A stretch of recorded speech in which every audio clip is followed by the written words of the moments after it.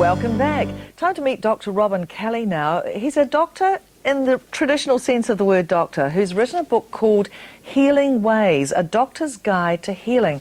It's a book with a difference, and it's a book that perhaps, your doctor might not necessarily have on his bookshelf, but it is something that perhaps more and more doctors are starting to look at. We'll try and explain it and keep it nice and simple for you, but first of all, Robin, I just wondered if we can look at your journey as a doctor, because you were born and trained in England, is that right? Yes. Where did you train? I trained at Middlesex Hospital, which was a traditional London teaching hospital. So I went through a very traditional training in medicine, worked for 2 or 3 years over there, then was lucky enough to be appointed over here as a paediatric registrar, looking after children, which was a dream of mine, and I really enjoyed looking after children. And it was then the Princess Mary Hospital. Oh, of course, before it became the Starship, right. And I worked then with children with TB and children with cancer on the unit there. And I mention in the book how that was a very formative time for me. It was actually very impressive for me, the outlook. Yes, as I say, the New Zealand approach to medicine was even then quite a little bit different from my more formal training. Families were involved, particularly with the children. We seemed to be much more part of a team. So that impressed me a lot. While I was here, though, I was deciding whether I was wanting to specialise or follow sort of more of vocation into family medicine. And I decided after another couple of years that I really wanted to sort of be with people and families and look after children within that situation. So I very happily went into general practice on the North Shore here at that time. Which I started in 1981, and I went into a normal, traditional general practice. Where you were prescribing and seeing families and all that sort of thing. So when did this change come about in you, where you started to look beyond the gates of conventional medicine and see that there were other things that you could embrace as part of being a doctor? Well, I have to say it started about the first week. Oh, did it? Of being in general practice? Yes, because it was a lovely practice, and it had been very well looked after by the doctor who'd retired, but so many people there were taking medication, and they looked forward to a future of always taking medication. And I sort of strongly suspected that this wasn't necessary in many cases. One had to be very strict about that, but in many ways people maybe have started certain medications for certain reasons at times of pressure in their lives.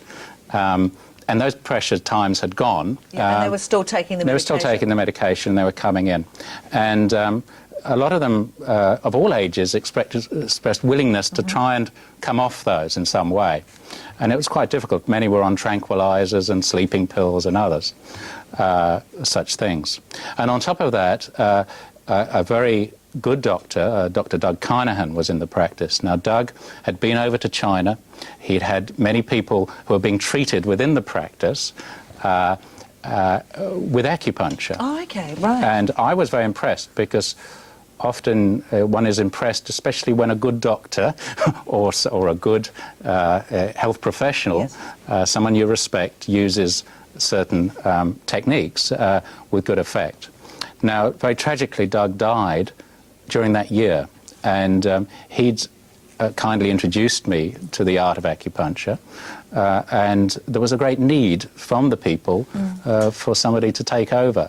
And I was already so intrigued that I was only happy to take up the mantle, really. And you went over to China for a while too, and yes, looked at the practice in Chinese hospitals? Yes, later on I started to train here. There was very good training in those early years, in the early 80s here. We were almost at the forefront of doctors doing acupuncture. Dr. Gerald Gibb, who many people may know, trained 400 doctors, having been over to China. And so we started, many of us, we did courses here, there, and groups of us got together, about 10 or 15 doctors throughout the country, decided, we're very impressed with what was happening with acupuncture.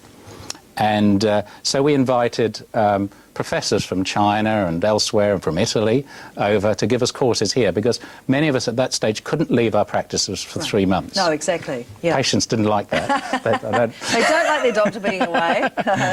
And and we found that we became very intrigued, and these professors were very comfortable with that, and maybe we could ask questions which they themselves would have been hard pushed to answer in their own country. So we learned that way, and it was after a few years I went over to Shanghai and worked in some of the hospitals there and got a feel for how to integrate Chinese medicine with Western medicine. So not just acupuncture, but other aspects of Chinese medicine as well? I became intrigued in those 10 years on what the basis of Chinese medicine was, the philosophy, the holistic philosophies. Right. And in the book I try to explain my understanding and how I went through that process, and the depth of Chinese medicine and how it began to make sense, their linking of illnesses with emotions, for instance, which we're learning more about now. It's becoming a hot topic now, what they call mind-body medicine. Mind-body medicine, yes, there's a lot of it. The type, but at those 15, 20 years ago, it all seemed a bit strange. It was sort of going against a little bit our formal traditional training.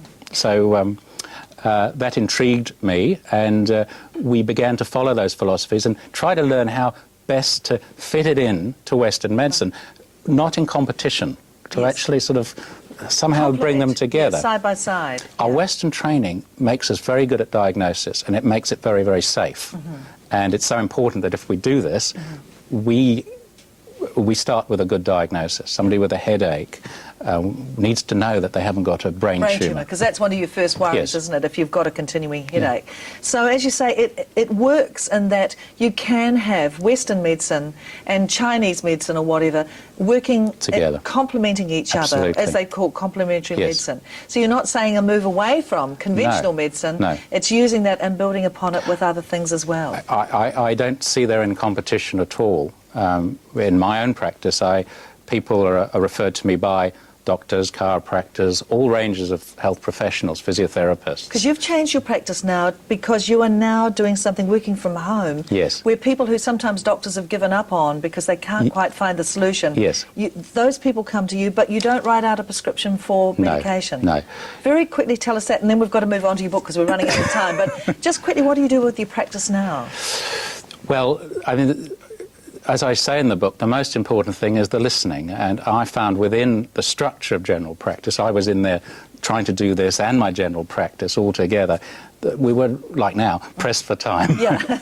And one couldn't cover this in 10 minutes. We really needed to sit down. And the sort of questions I would ask is, well, look, is there something inside you that you wish you told your doctor? Is there, and you keep telling your doctor or whoever, and nobody seems to be listening. And those seem to be the important questions. And those questions took time to listen to. Right.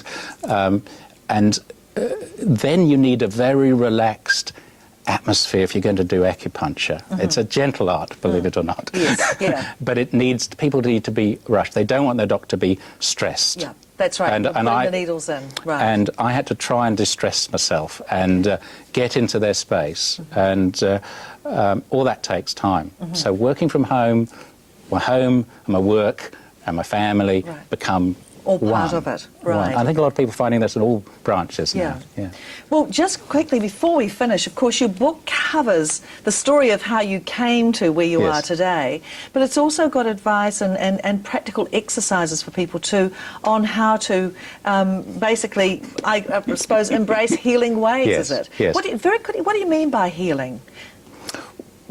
Healing is a very broad term, how I understand it. I try to expand not just the healing of a cut, which obviously is very important, or a broken leg.